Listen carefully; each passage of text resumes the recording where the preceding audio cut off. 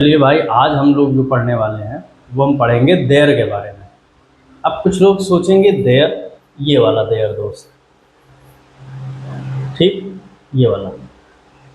अब कुछ लोग सोचेंगे यार इसमें ऐसा क्या है कि हमें समझना है। देखिए भाई, अगर हम जनरली देयर की बात करें तो ये दो तरीके से यूज होता है। पहला, जिसका मतलब होता है वहाँ,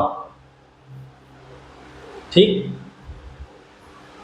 अब देखिए, स्टार्टिंग में आपको बहुत सारी कंफ्यूजन होने वाली है, ऑब्वियस सी बात कि यार देयर में ऐसा क्या रखा हुआ है, कितना समझना है। लेकिन कई बार अक्सर आप देखते हैं सेंटेंस की स्टार्टिंग भी देयर से होती है। जैसे वहाँ एक राजा रहता था, देयर वॉज अ किंग, ऐसे। तो एक्चुअल में क्या है, क्या कैसे, बहुत सारी चीज़ें रहती हैं जो अक्सर आपके एग्ज़ाम में कन्फ्यूज़न आपको क्रिएट कर देती हैं, जिससे कई बार ऐसा होता है कि हम सही से चीज़ों की मीनिंग नहीं निकाल पाते हैं। और इंग्लिश में दोस्त सबसे मेन तो यही है कि अगर आपने मीनिंग निकाल ली तो मामला सेट है। तो चलिए भाई, हेलो दोस्तों, welcome back to your own YouTube channel. आइए देखिए, एक तो मतलब होता है वहाँ, और जब ये वहाँ के तरीके से आता है तो ये ग्रामेटिकल प्रोफाइल रखता है एडवर्ब ऑफ प्लेस, ठीक। ध्यान से समझिए, आराम से। बहुत सारे कॉन्सेप्ट हैं जो धीरे धीरे ऐसे ही आपके क्लियर होते चले जाएंगे, ठीक है। उसमें कोई भी ऐसा लोचा नहीं होगा कि आपको ऐसा लगेगा कि यार ये नहीं, ये होना चाहिए।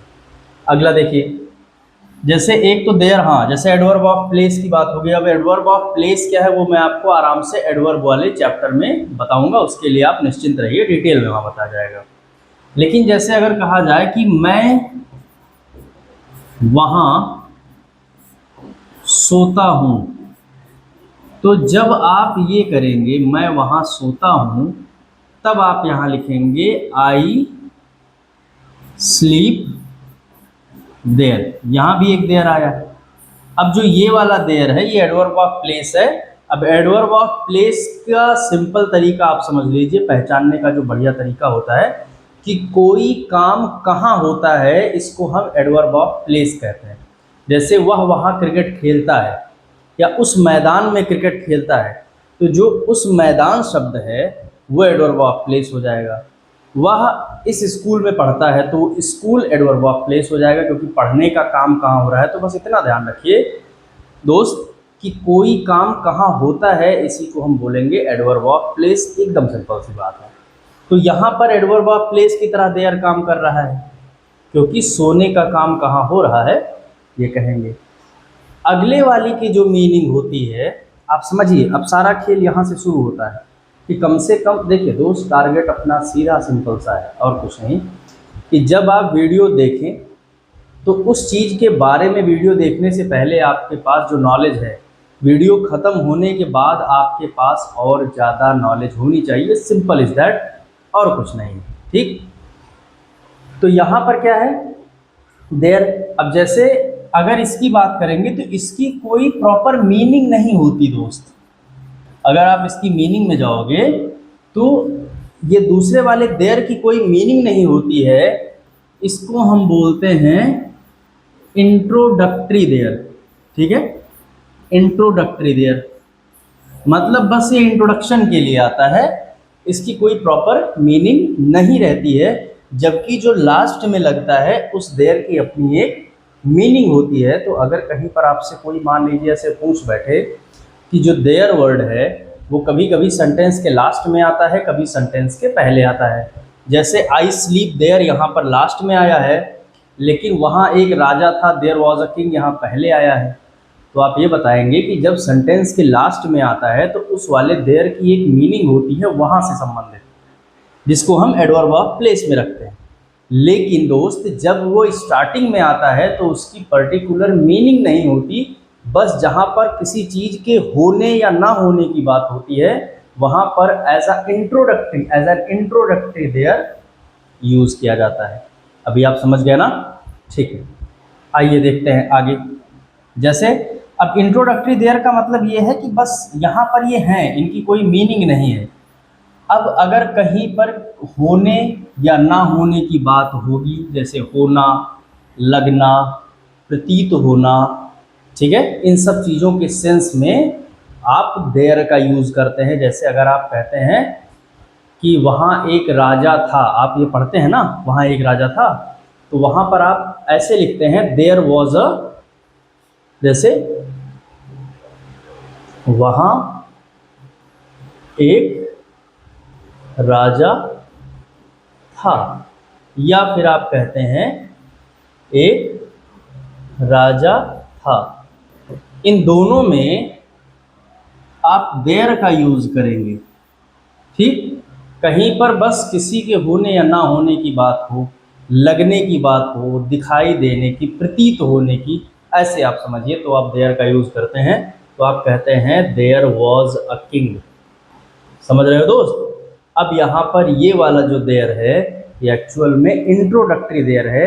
इसकी कोई एक पर्टिकुलर मीनिंग नहीं होती है कि बहुत जैसे एप्पल का सेब हो गया, होम का या हाउस का घर हो गया, फैन का पंखा हो गया, ऐसे इनकी कोई पर्टिकुलर मीनिंग नहीं रहती है।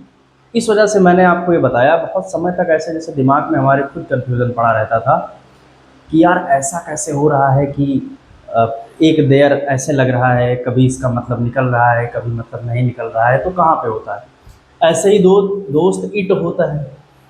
इट का भी मतलब है प्रोनाउन में आपको मैं बताऊंगा, या फिर इसके लिए एक स्पेशल मैं चैप्टर ही आपको पढ़ा दूंगा कि जो इट होता है उसकी मीनिंग भी निकलती है लेकिन कभी कभी नहीं निकलती है। जैसे आप कहते हैं बारिश हो रही है तो आप क्या बोलते हैं, इट इज़ रेनिंग। वहाँ पर इट का कोई मतलब नहीं होता है। क्यों इट यूज़ किया जाता है वो भी मैं आपको बताऊंगा। ठीक है, उसका भी एक प्रॉपर लॉजिक है। ऐसा नहीं कि कोई चीज़ विदाउट लॉजिक है। तो कई बार वही चीज़ें होती हैं, कई बार नहीं होती। जब आप जानते हैं तो आपको लगता है कि हाँ ठीक है, सारा खेल ही है, लेकिन जब नहीं पता रहता तब थोड़ी दिक्कत होती है। तो जैसे दोस्त मान लीजिए यहाँ पर हमें एक सेंटेंस लिख रहा है, आपको ये बताना है कि इसमें देयर लगेगा या नहीं लगेगा। जैसे मेरे जेब में 10 रुपए हैं।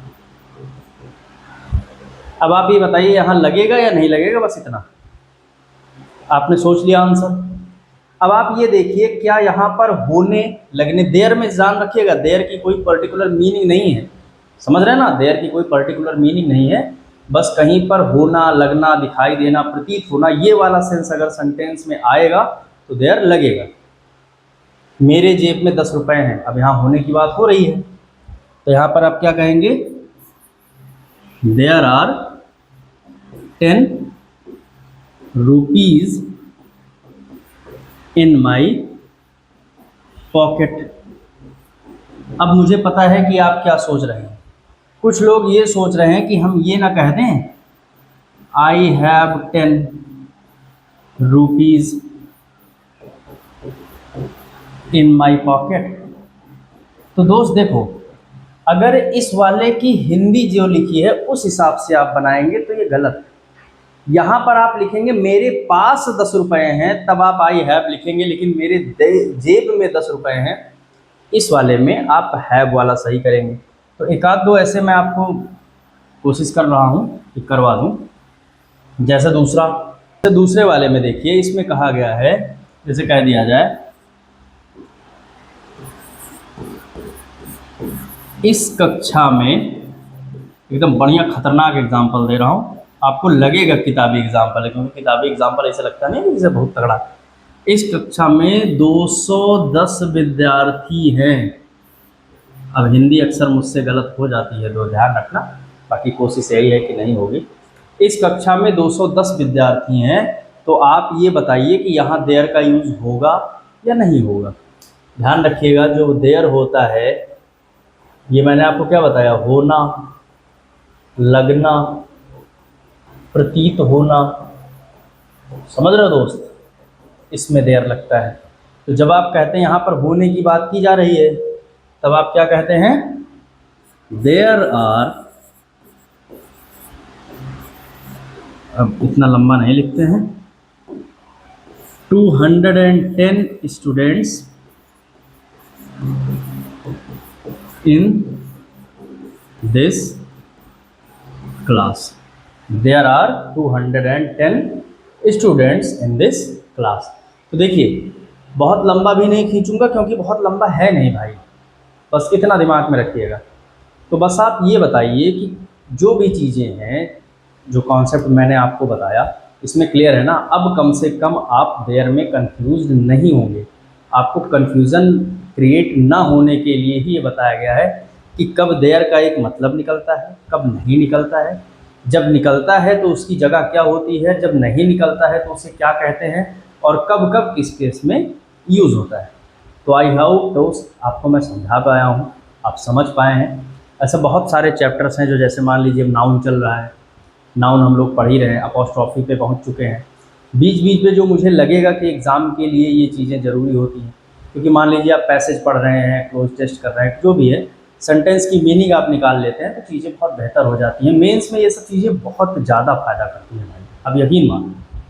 तो चलिए मिलते हैं अगले वीडियो में। कमेंट सेक्शन में ज़रूर बताया करिए कुछ कहीं कमी रह जाए तो, क्योंकि सारा कुछ दोस्त आप ही के लिए है। तो ख्याल रखिए भाई, मिलते हैं नेक्स्ट वीडियो में। स्वस्थ रहिए, मस्त रहिए। Thank you.